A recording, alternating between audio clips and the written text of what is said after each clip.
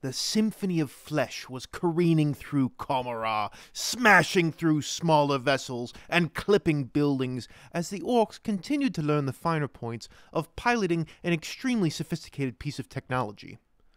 Zog, I hate this! If this was a proper orc cruiser, we wouldn't have to try to dodge all these building things. I'd just plow right through them. Isn't that right, Poodle? Yeah, we just smash right through the pansies and mash them to pieces, and then we get out of this place, wouldn't we? Boss, we got pansies coming up on us. They looks like they wants to scrap. All right. We needs every scrap of cunning if we're gonna outsmart these pansies. You just want to shoot them, huh, boss? Shoot everything! Every weapon system on the Symphony of Flesh roared to life as dark matter blasts, torpedoes, and phantom lances fired in all directions. The inaccuracy of the Orky weapon discharges mostly created a great deal of collateral damage for Comorragh, rather than actually hitting too many of their Drukhari pursuers.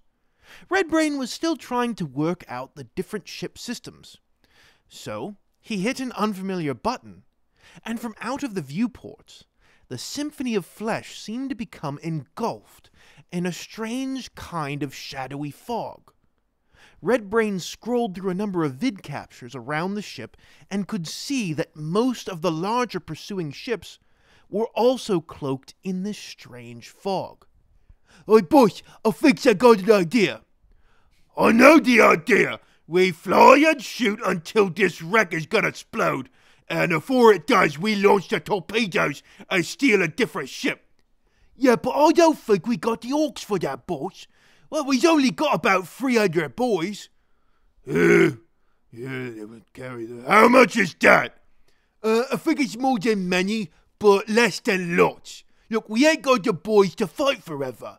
If you want to get out of here and back to Gazgul, then we gotta do my idea. We don't got a lot of orcs, but I knows what we do got a lot of. Meanwhile, on board the light cruiser Vec's Revenge, Archon Chernobog and his lieutenant Dumazid assessed the situation. Has the old homunculus finally gone mad? I doubt it. Even in the deepest madness, homunculi have more grace than a drunken monkey. My Archon, we have an incoming hail from the vessel. Put it through. I'm curious to see who had the gall to steal the Symphony of Flesh. I already told you now I don't know what this button does. Well, how do you find out if you don't push it? I don't know. It doesn't seem to do nothing. Oh wait, look! There's a weird pansy that keeps showing up on the looky screen. What a stupid button. It don't do nothing good. Where is that snap button? Orcs. How did orcs sneak aboard the Symphony of Flesh? I suppose it's possible that... I was speaking rhetorically, Dumazid. Fire to disable their engines. Let's see what profit there is in bringing down this proud vessel. Wait, what are they doing now? They're firing torpedoes at us! Shoot them down! Don't let any through! Single torpedo managed to run the gauntlet of fire and slip through. The crew of Vec's Revenge braced for the explosion. But none came. Just a dull, loud thunk of the torpedo impacting the vessel. What happened? That is a homunculus ship. There is no way that such sophisticated munition would fail to detonate. Sir, scans indicate that it's a boarding torpedo. A boarding action? No. I don't want any filthy orcs on my ship.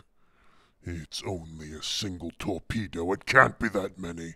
Send the Cabalite warriors. Destroy them. As soon as the torpedo struck its target and came to a screeching halt, the hatch opened and hundreds of grots poured out of the torpedo and began scrambling for cover. Some managed to scurry into the inner workings of the ship. while others were quickly dispatched by splinter fire. Meanwhile, the Symphony of Flesh was seriously damaged. The vicious weapons of the Drukhari shredded through the ancient ship as systems began to fail. Oh, come on, boss. We gotta get the boys into the tubes. Right, let's go. But why did we shoot a bunch of grots at the pansies? Yeah, they ain't gonna kill them. Ain't no way.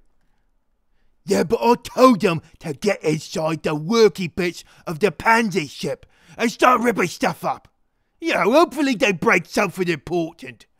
Then all the different ships is gonna start acting all funny, and the pansies won't know which cruiser that we slipped into. We could use that cloudy, foggy thing to then sneak away. Then we can get out of here. All right. So, you now know where we is? Look, one part of the plan at a time.